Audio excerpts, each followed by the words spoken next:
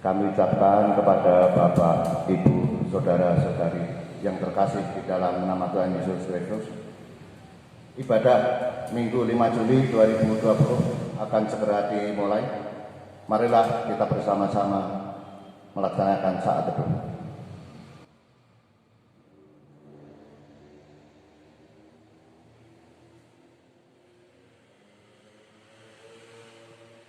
Baiklah, kita akan bersama-sama menyanyikan dari NKB 1 ayat 1 sampai dengan 2. Hai Kristen, nyanyilah.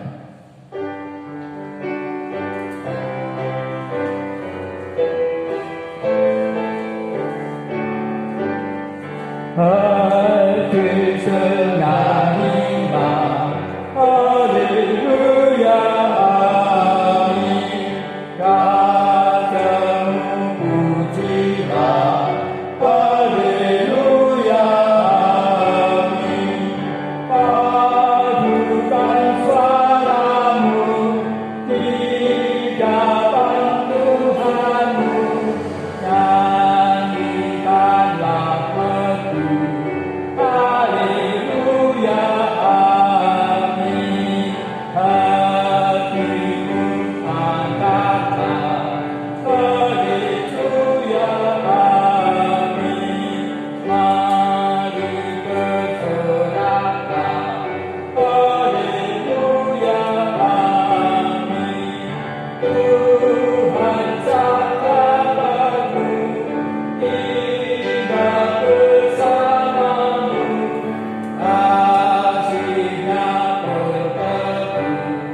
Haleluya, amin. Jemaat yang terkasih, kebaktian ini berlangsung dalam nama Tuhan yang menjadikan langit dan bumi. Amin. Amin. Amin. Damai sejahtera dalam nama Bapa dan Tuhan kita Yesus Kristus menyertai saudara sekalian. Dan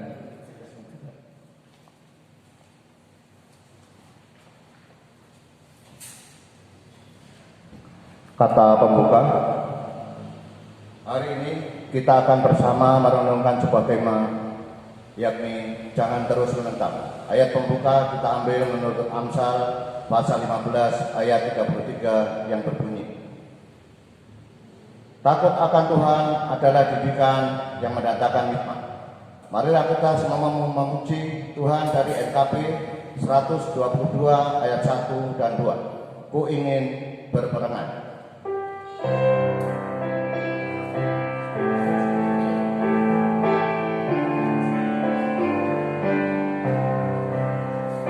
ku ingin berperangai laksana Tuhanku,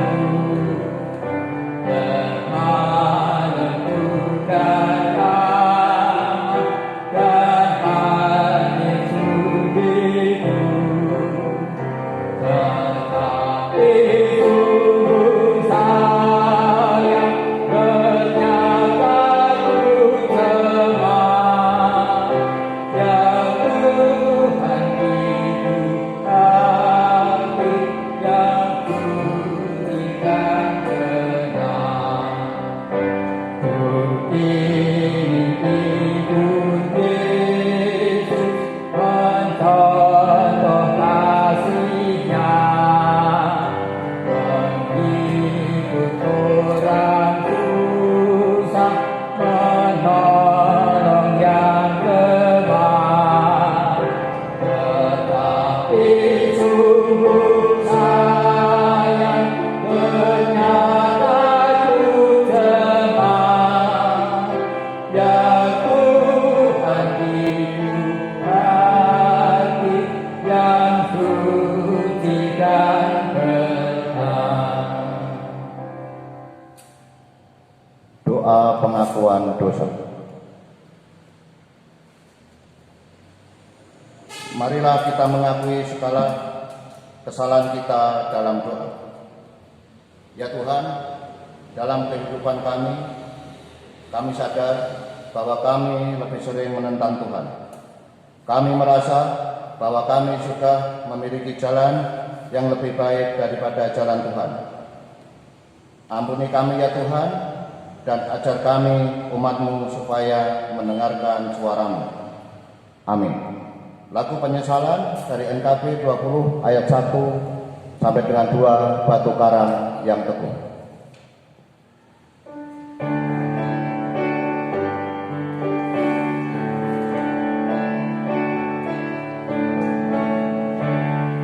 Batu karang yang teguh, kau tempatku berteduh, karena dosaku berat dan kuasa-Nya besar.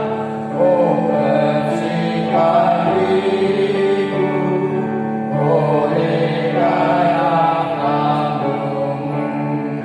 Walau aku bersedih dan menangis tak henti, apapun usahaku, tak menghapus dosaku, hanya oleh korban-Mu Kau selamatkan diriku. Berita anugerah. Marilah kita bangkit berdiri dan menerima berita anugerah dari Tuhan menurut Kisah Para Rasul 13 ayat 39 sampai dengan 39a. Demikian. Jadi ketahuilah, hai saudara-saudara, oleh karena Dialah, maka diberitakan kepada kamu pengampunan dosa. Dan di dalam Dialah setiap orang yang percaya memperoleh pembebasan dari segala dosa. Demikianlah berita anugerah dari Tuhan. Baiklah, kita akan menyanyikan dari NKB 22 ayat 1 dan 3, Walau Dosamu Merah.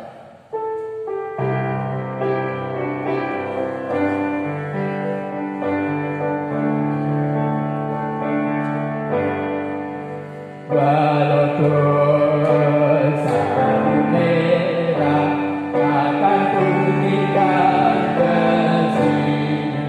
Walau dosamu merah, akan putihkan bersih. Walaupun merah bagai biji, kan putih bersih.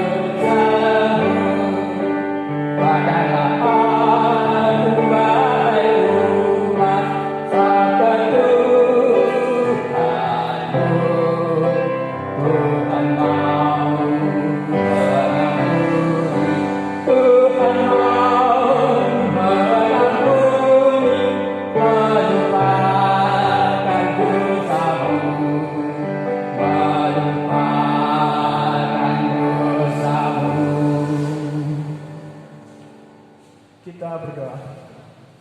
Ya Tuhan, meskipun dosa kami merah seperti kirmizi, meskipun dalam kehidupan kami sering menentang jalan Tuhan, kami sering tidak setuju dengan apa yang Tuhan sudah rencanakan di dalam setiap kehidupan kami. Pada hari ini ya Tuhan, biarlah kami kembali diajarkan melalui firman Tuhan yang sebentar lagi kami akan dengarkan.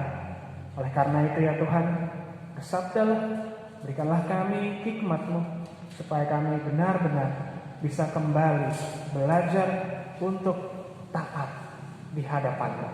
Terima kasih ya Tuhan, di dalam nama Tuhan kami Yesus Kristus. Amin. Jemaat yang terkasih, marilah kita bersama memperhatikan pembacaan Injil Yesus Kristus menurut Matius pasalnya yang ke-11 dari ayat 16 sampai 19, dilanjutkan ayat 25 sampai 30. Dengan apakah akan kuumpamakan angkatan ini? Mereka itu seumpama anak-anak yang duduk di pasar dan berseru kepada teman-temannya, "Kami meniup seruling bagimu, tetapi kamu tidak menari. Kami menyanyikan kidung duka, tetapi kamu tidak berkabung." Karena Yohanes datang, ia tidak makan dan tidak minum, dan mereka berkata, "Ia kerasukan setan." Kemudian Anak Manusia datang, ia makan dan minum, dan mereka berkata, "Lihatlah, ia seorang pelahap dan peminum, sahabat pemungut cukai dan orang berdosa." Tetapi hikmat Allah dibenarkan oleh perbuatannya. Ayat 25. Pada waktu itu berkatalah Yesus, "Aku bersyukur kepadamu Bapa, Tuhan langit dan bumi, karena semuanya itu Engkau sembunyikan bagi orang bijak dan orang pandai, tetapi Engkau nyatakan kepada orang kecil. Ya Bapa, itulah yang berkenan kepadamu.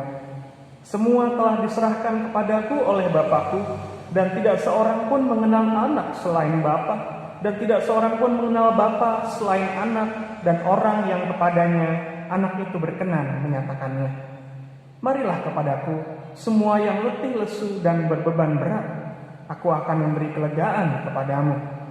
Pikulah kuk yang kupasang dan belajarlah padaku, karena aku lemah lembut dan rendah hati, dan jiwamu akan mendapat ketenangan. Sebab kuk yang kupasang itu enak, dan bebanku pun ringan. Demikianlah Injil Yesus Kristus, yang berbahagialah ialah kita, yang terus mendengarkan dan juga memelihara firman Tuhan dalam hidup kita. Haleluya. Haleluya, haleluya, haleluya.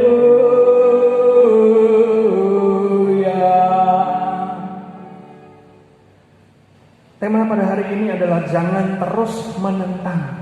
Ini ngomong ke siapa ya Bapak Ibu Saudara ya? Tapi yang jelas temanya ini untuk kita semua. Jangan terus menentang. Menarik juga. Dan Bapak Ibu Saudara berbicara soal menentang, ada sebuah hal yang saya dari dulu tidak bisa memahami. Dalam beberapa kali saya nonton di bioskop begitu ya, entah itu filmnya lucu, entah itu filmnya sedih, entah itu filmnya takut, selalu ada satu golongan yang sama. Satu golongan penonton ini adalah penonton yang sok keren. Kenapa sok keren? Karena kalau orang ini nonton film yang lucu, dia akan bilang tuh gak lucu gitu. Begitu pula juga kalau film yang sedih, cengeng. Tapi dia di situ Bapak Ibu Saudara bayar gitu. Lalu kemudian film yang takut, apalagi gitu ya. Itu yang lain pada gini-gini semua, tapi dia kayak gitu aja. Make upnya kelihatan. Apa aja pokoknya. Saya nggak habis paham kenapa Bapak Ibu Saudara, toh kita ke bioskop ingin menikmati filmnya. Kadang-kadang memang saya juga dalam hati mungkin filmnya kurang cocok lah begitu. Tapi kan ya gimana ya, sudah di situ toh, ya sudahlah ikut nikmati saja daripada kita ngedumel gitu ya, protes atau ya tadi itu apa cuma gini aja. Dan ketika saya mendengarkan ada orang-orang yang seperti itu begitu, kadang-kadang mereka berkomentar dengan cukup lantang, maka saya sendiri sebagai penonton terganggu, ini orang ngapain sih di sini?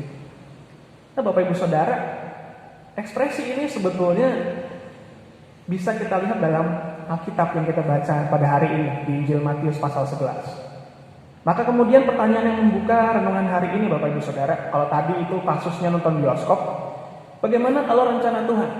Rencana Tuhan sudah dikasih, diberikan oleh Tuhan, kemudian adakah orang yang seperti tadi, si penonton yang sok keren itu? Gak asik, saya punya yang lebih bagus. Adakah? Ternyata menurut Alkitab ada. Dalam ayat 16 dan 17 dikatakan seperti itu Bapak Ibu Saudara.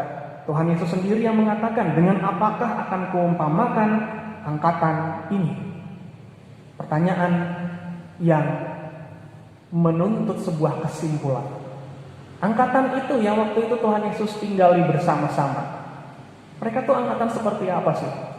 Tuhan Yesus berkata, mereka itu seumpama anak-anak yang duduk di pasar dan berseru kepada teman-temannya. Kami meniup seruling bagimu tetapi kamu tidak menari. Kami menyanyikan kidung duka tapi kamu tidak berkabung. Jadi Bapak Ibu Saudara, apa yang coba diberikan tidak direspon dengan sesuai. Kitanya harusnya bersenang-senang bersama, tetapi ada orang yang tidak tertarik begitu. Ada orang yang sedang bersedih, tetapi ada orang yang tidak merasa tersentuh. Dan itulah yang Tuhan Yesus gambarkan kepada angkatan di mana dia waktu itu tinggal dan hidup bersama-sama. Dan Bapak Ibu Saudara, kita lihat mentalitas waktu itu. Bahkan ketika menemui dua figur yang kita baca di ayat 18 dan 19. Sebuah figur, dua orang yang cukup terkenal, tersohor bagaimana iman mereka, ketaatan mereka. Di ayat 18 dikatakan di situ, karena Yohanes datang, ia tidak makan dan tidak minum, dan mereka berkata, ia kerasukan setan. Yohanes Pembaptis kita tahu Bapak Ibu Saudara, tinggal di padang gurun, berpuasa, makannya madu dan belalang. Orang bilang dia kerasukan setan ini orang begitu. Tetapi datang pula dari Tuhan seorang figur lain bernama Yesus Kristus. Anak manusia datang, ia makan dan minum. Dan mereka berkata, lihatlah, ia seorang pelahap dan peminum, sahabat pemungut cukai dan orang berdosa. Bapak Ibu Saudara, dua-duanya datang dari Allah. Tetapi dua-duanya memiliki perbedaan dalam karyanya. Namun demikian Bapak Ibu Saudara, kalau kita lihat, ini kan sangat bertolak belakang ya. Tuhan Yesus sering datang ke pesta, makan dan minum. Dia lebih banyak bersosialisasi dengan orang dibandingkan dengan Yohanes Pembaptis yang kerjanya di padang gurun, menyendiri, berpuasa. Dua-duanya toh tidak direspon dengan baik. Jadi maunya apa dong? Begitu ya Bapak Ibu Saudara, kira-kira. Padahal ini dua-duanya sama-sama memberitakan rencana Tuhan. Dua-duanya sama-sama melakukan karya Tuhan. Nah maka dari itu Bapak Ibu Saudara, pertanyaan kita pada hari ini, kalau kita sebagai umat percaya diberikan begitu banyak variasi dalam hidup kita, diberikan rencana ini, rencana itu oleh Tuhan, pernahkah kita tidak merasa tersentuh? Pernahkah kita berintrospeksi pada diri kita masing-masing lalu kita berkata bahwa iya juga, kayaknya semua yang diberikan Tuhan kok menurut saya salah. Yang diberikan Tuhan kok sepertinya gak pas semua buat saya. Saya tidak bisa menikmati apapun yang Tuhan berikan dalam hidup saya. Dan apakah Bapak Ibu Saudara itu hanya terjadi di orang-orang yang tidak berpunya? Tidak. Kalau kita lihat banyak sekali orang-orang yang berpunya pun yang bisa tidak bahagia hidupnya. Yang tidak bisa menemukan sebetulnya apa yang harus saya nikmati dalam hidup ini meskipun saya sudah memiliki ini, meskipun saya sudah ada di posisi ini. Dan bukankah hidup seperti itu Bapak Ibu Saudara adalah hidup yang penuh dengan penentangan diri. Bagaikan orang yang terjebak di dalam sungai, dia berusaha terus melawan arus sampai akhirnya dia keletihan sendiri. Bapak Ibu Saudara yang terkasih, marilah kita menghayati sebuah hikmat yang datangnya dari Tuhan sendiri. Dikatakan di ayat 25 di sana, aku bersyukur kepadamu Bapa Tuhan langit dan bumi, karena semuanya itu engkau sembunyikan bagi orang bijak dan orang pandai, tetapi engkau nyatakan kepada orang kecil. Bapak Ibu Saudara, di bahasa aslinya orang kecil ini katanya adalah nepos atau nepeos, yang artinya kalau di bahasa Inggris pun itu adalah little child atau anak kecil. Jadi Bapak Ibu Saudara, kalau kita bandingkan begitu ya, yang disembunyikan oleh Tuhan adalah orang-orang bijak, orang-orang pandai, orang-orang yang sudah syarat pengalaman, orang-orang yang sudah banyak tahu ilmu pengetahuan, itu semua disembunyikan hikmat Tuhan. Tetapi kemudian hikmat Tuhan ini justru diberikan kepada anak-anak kecil. Atau orang-orang yang bisa disebut sebagai anak kecil yang belum dewasa, yang tidak punya mungkin kepandaian, baik itu emosional, baik itu mungkin kepandaian tentang banyak hal begitu. Tetapi Tuhan memberikan kepada orang-orang kecil.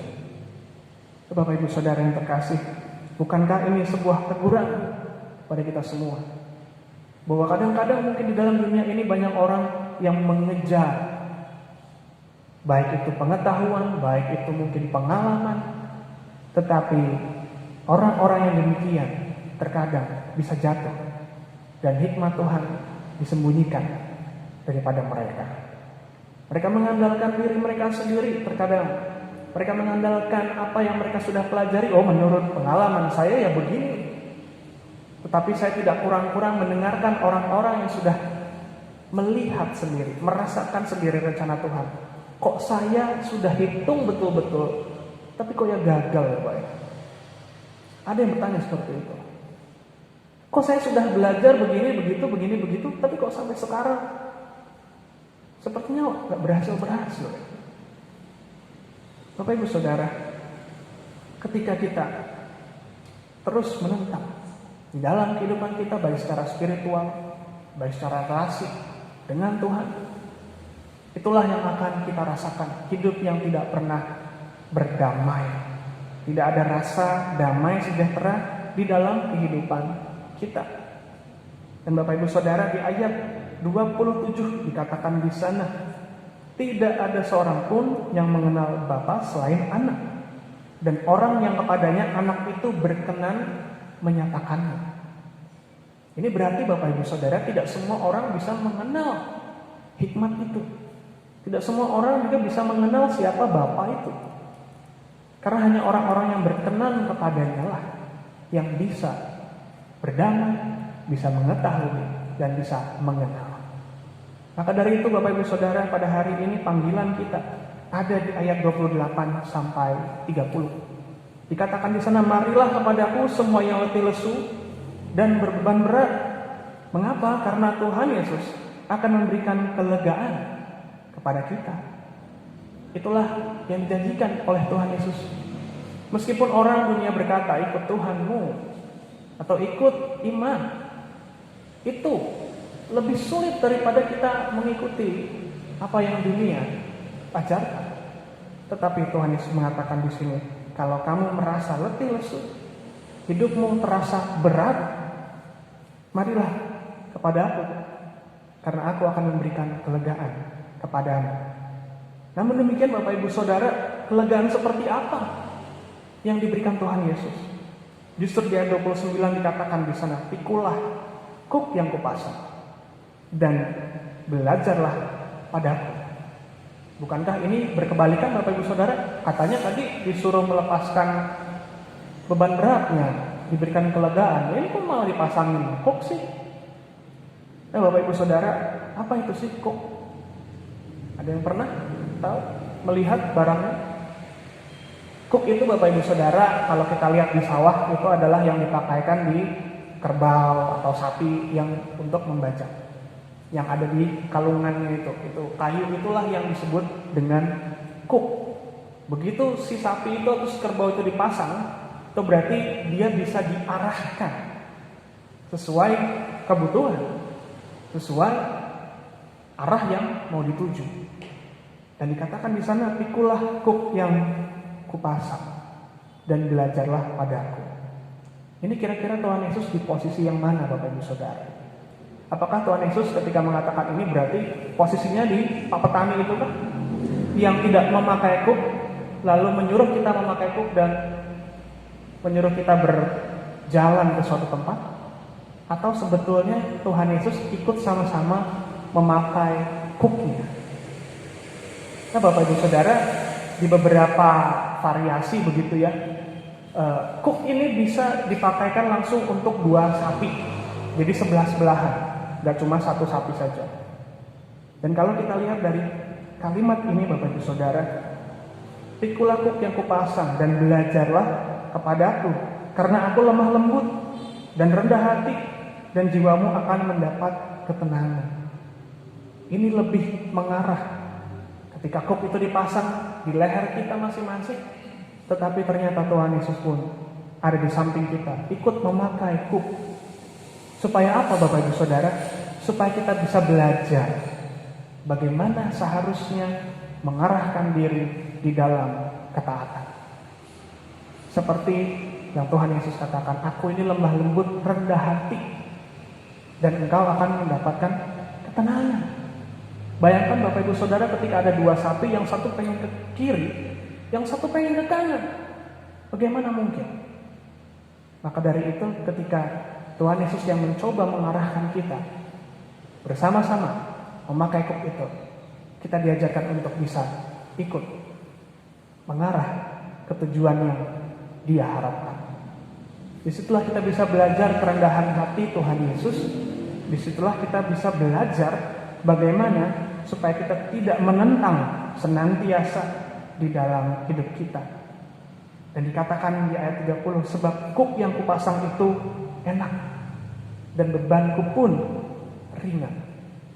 Di sini Tuhan Yesus mau meyakinkan kita semua Bapak Ibu Saudara, meskipun kelihatannya kok harus begini sih? Kok harus begitu sih? Kok saya tidak bebas sih Tuhan, malah dipakaikan kok. Tetapi disitulah Tuhan Yesus mau bilang bahwa kamu akan mendapatkan kenyamanan. Karena meskipun itu adalah kuk, itu adalah kuk yang enak, bebannya pun ringan. Karena ada Tuhan yang di samping kita, mengarahkan terus senantiasa. Permintaan Tuhan hanya satu Bapak Ibu Saudara, supaya kita hidup taat. Apapun yang Tuhan rencanakan dalam kehidupan kita, biarlah kita sambut dengan respon yang sesuai. Jangan ketika Tuhan Yesus mungkin mengizinkan ada kesedihan, kita tidak tersentuh oleh kesedihan itu. Ketika Tuhan Yesus memberikan kita kebahagiaan, kita tidak merasa bahagia berada di situ. Ketika Tuhan Yesus memberikan kita tantangan, kita lari daripada itu. Sehingga kita menjadi seperti yang tadi saya katakan, seorang penonton yang di bioskop yang meskipun di situ, di ruangan itu, dia tidak akan pernah merasakan pengalaman bersama-sama menikmati apa yang sudah disuguhkan Tuhan dalam kehidupannya. Kiranya Tuhan memampukan kita semua untuk hidup di dalam ketaatan. Tuhan memberkati satu dua bagi kita semua.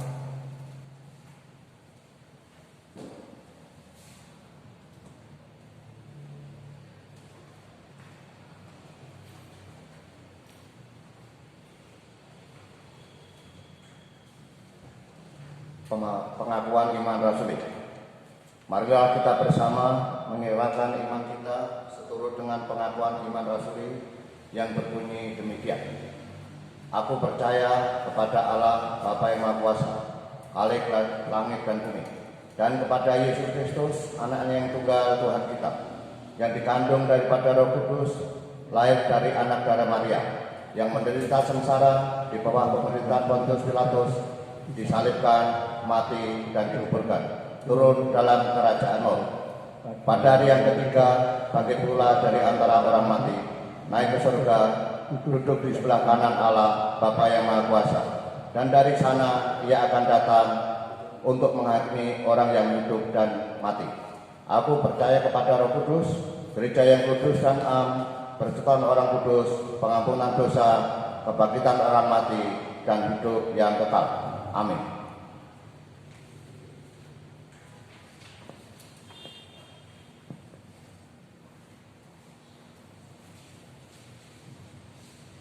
Marilah kita bersama kembali menaikkan doa-doa syafaat kita. Ya Tuhan, kami bersyukur atas firman Tuhan yang sudah kami dengarkan, bahwa kami kembali diingatkan betapa rencana Tuhan indah untuk kami semua. Meskipun ada banyak sekali perubahan, ada banyak sekali tantangan, tapi juga ada banyak sukacita dan damai sejahtera yang disediakan Tuhan untuk kami satu persatu. Maka dari itu ya Tuhan, ajarkanlah kami, mampukan kami untuk bisa menjadi taat, untuk hidup sesuai dengan arahan Tuhan. Berjalan bersama, memakai kuk yang Engkau pasang, karena kuk yang Kau pasang enak dan bebannya pun ringan. Pada hari ini ya Tuhan, izinkanlah kami menaikkan doa syafaat kami. Kami terus berdoa untuk kondisi penyembuhan pandemi COVID-19 baik di Indonesia maupun di berbagai tempat. Biarlah Tuhan, dengan waktu-Mu yang tidak pernah terlambat, ada terus perubahan ke arah yang positif dalam situasi kehidupan kami, sehingga dalam berbagai lini kehidupan kami bisa berangsur-angsur beraktivitas kembali seperti sedia kala.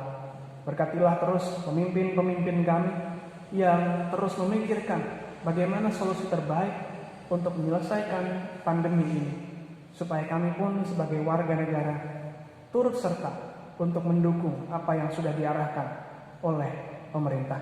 Belajar untuk menjadi taat dan juga belajar untuk sadar terhadap situasi yang berlangsung.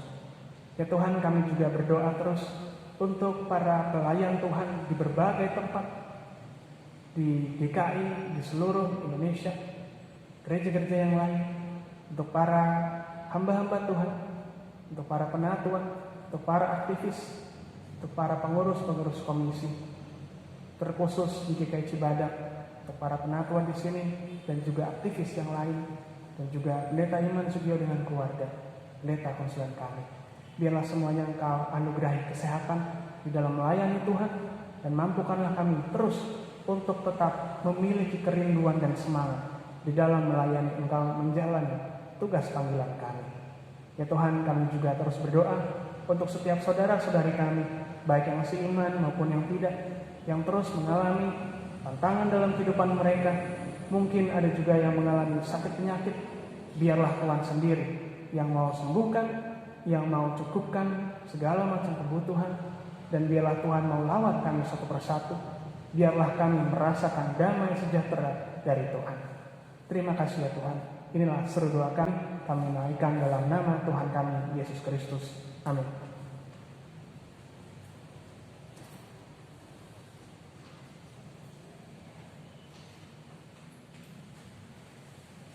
Persembahan. Marilah kita kembali bersyukur dengan memberikan sebagian dari apa yang sudah Tuhan berikan bagi kita. Ayat persembahan kita hari ini diambil dari Ibrani pasal 13 ayat 15 yang berbunyi demikian. Sebab itu marilah kita oleh Dia senantiasa mempersembahkan korban syukur kepada Allah, yaitu ucapan bibir yang memuliakan namanya. Kita akan bersama menyanyikan lagu dari NKB 199 ayat 1 dan 2. Sudahkah yang terbaik kuberikan?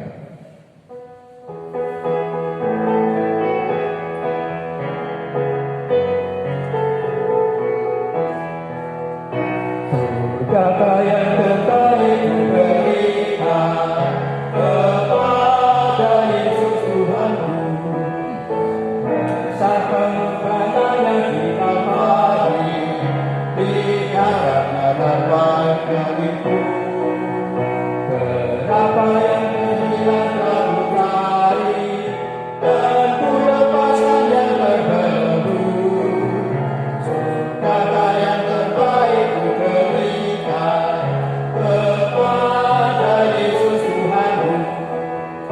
Begitu banyak waktu yang berubah, segitu pribadinya. Sebab Tuhan kasihmu pada Yesus, mungkin akan berkurang hatinya. Betapa yang terhilang telah ku cari, dan ku lepaskan yang terbelenggu. Sudahkah yang terbaik kuberikan kepada Yesus Tuhanku. Doa persembahan. Ya Tuhan, berkat-Mu penuh melimpah dalam hidup kami. Tidak terukur kasih-Mu dan tidak akan cukup ucapan syukur kami kepadamu. Maka kiranya Engkau mau menyempurnakan persembahan kami ini, supaya layak di hadapan-Mu dan bagi gereja Tuhan. Amin.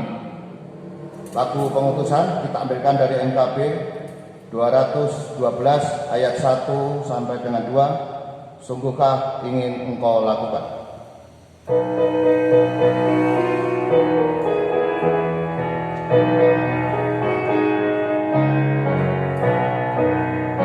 Sungguh ingin engkau lakukan hal besar, jangan tunggu tiba saatnya. Ini tugasmu kerjakan dengan baik benar. Jadilah suluh dunia, jadilah suluh dunia, jadilah suluh dunia. Mungkin ada yang terhibur karena sinarnya, jadilah suluh dunia. Kau pun dapat mengenyangkan awan yang gelap bagi hati susah dan resah. Kan dirasakannya penghiburan yang segar, jadilah suluh dunia, jadilah suluh dunia, jadilah suluh dunia. Mungkin ada yang terhibur karena sinarnya, jadilah suluh dunia. Jemaat yang terkasih, arahkanlah hatimu kepada Tuhan. Jadilah saksi Kristus. Terpujilah Tuhan. Mari kita bersama kembali kepada kehidupan kita dengan menerima berkat yang dari Tuhan. Tuhan memberkati kita dan melindungi kita. Tuhan menyinari kita dengan wajah-Nya dan memberi kita kasih karunia. Tuhan menghadapkan wajah-Nya kepada kita dan memberi kita damai sejahtera sampai selamanya. Haleluya. Haleluya, haleluya, haleluya, haleluya, haleluya, amin, amin, amin. Saat hening bagi kita semua.